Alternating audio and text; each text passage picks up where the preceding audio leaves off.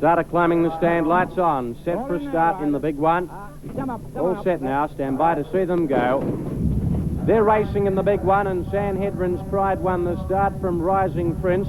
Jungle Dawn getting over, Fair Sir prominent, and Roman Artist forward. Lockley's Tradition caught wide to the side, followed by Western Pago, Fimiston, Dance Act and King Phoenix.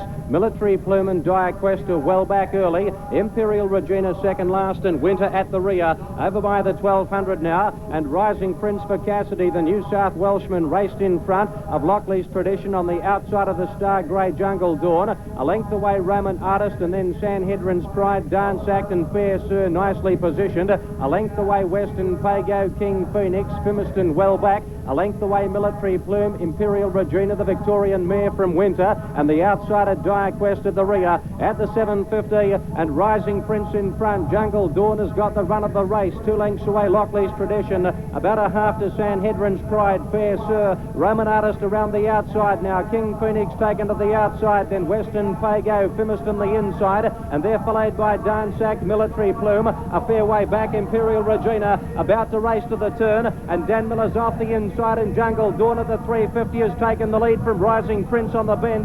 They're followed by Lockley's Tradition, Fair Sir at the outside, and then Western Pago and King Phoenix down the outside. Inside the 150 now, and Jungle Dawn in front, Rising Prince fighting back, Lockley's Tradition, and Fair Sir's cutting them down. Jungle Dawn joined by Fair Sir. Military Plume is flying down the outside, but it's Fair Sir, the $1 million man, has won. Fair Sir and neck to Military Plume second. Jungle Dawn is third, followed by Western Pago, Rising Prince, Lockley's Tradition, Fimiston never in it, then King Phoenix, Sanhedrin's Pride, Dance Act, Winter, Imperial Regina, Dire Quest, and Roman Artist has run Stone Motherless. What a race. What an absolutely extraordinary race. Jungle Dawn stealing a break as they've turned the corner in the Australasian. But Fair Sir, beautifully ridden just off the speed by Sestich, has come with a well-timed run and slowly but surely has worn down the champion filly. Military Plume's flown home, I think has got second. We'll check the numbers in just a moment. Go down and find out what's happening down there. They gave us some sort of a message when they played Advance Australia Fair. And my wife said to me before the race, "That's terrific. The last word they said was fair. That's for us."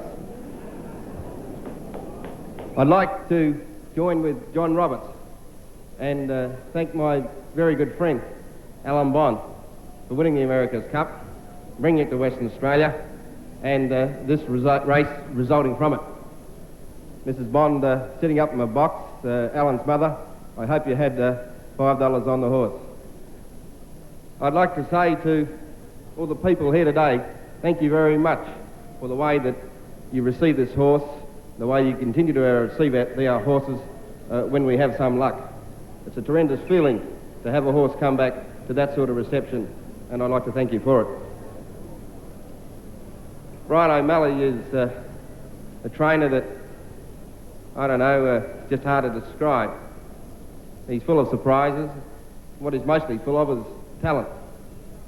And I was very keen to race this horse in the Australian Derby. I've never won an Australian Derby. I'm very keen to win it. And I was holidaying at Busselton, and Buster rang me and he said, "Listen, the way this horse has worked this morning, if I can talk you into it," he said, "I think I can win the $1 million race for it if you want to give away the Derby." I refused to give him a decision on the spot, and I thought about it for a week. And I rang him and I said, "Yeah, righto, Buster, we'll go your way, but we'd need to win the race." And I put him under a bit of pressure. I thrive on pressure and I like people around me to react to it, and Buster did. And Buster, thank you very much for your judgment, again being 100% spot on. Talking about pressure,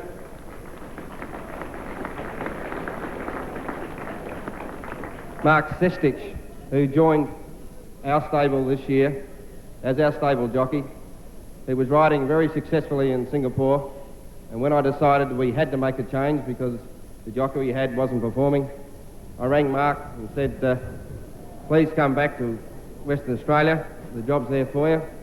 There is a lot of pressure attached, and Mark has thrived on the pressure. He rode the race of his life today, and I can tell you the only instructions he had from Buster and myself today would do your best, Mark, and win the race. And that he did. And what a fantastic ride. Thank you, Mark Sestich. And of course, as I've said to you before, there are a large number of people involved with our racing exercise out at Bedfordale. And to all those people, I say thank you very much, particularly the little girl that straps the horse.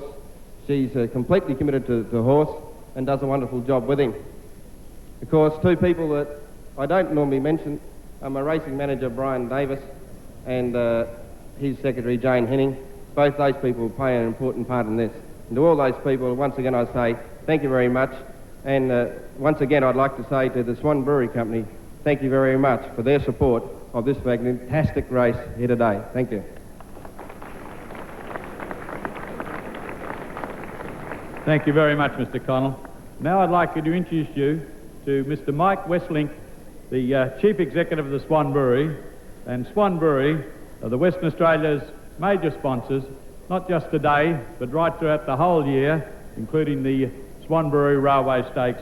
And Mike now is going to present the trophies to the winning trainer and jockey, Mr. Westlink.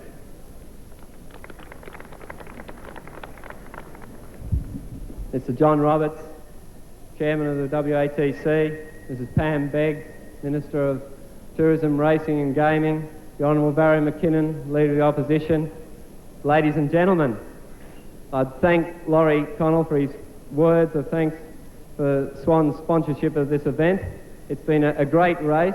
We've really appreciated the great support the racing public have given it. We thought that the field was exceptional and it was a tough race right down to the line. It's a great year for Swan Brewery. Swan Premium's now been going for 1 year. Swan Brewery's been going for 100 years, and we thought it only appropriate that this year we should be involved on Australia Day with a great race when, with Swan Brewery and Bond Corp, we're two Australian companies. We'd like to congratulate Laurie Connell again. I'd also like to congratulate his trainer, Buster O'Malley, and his jockey, Mark Sestich, for a great run.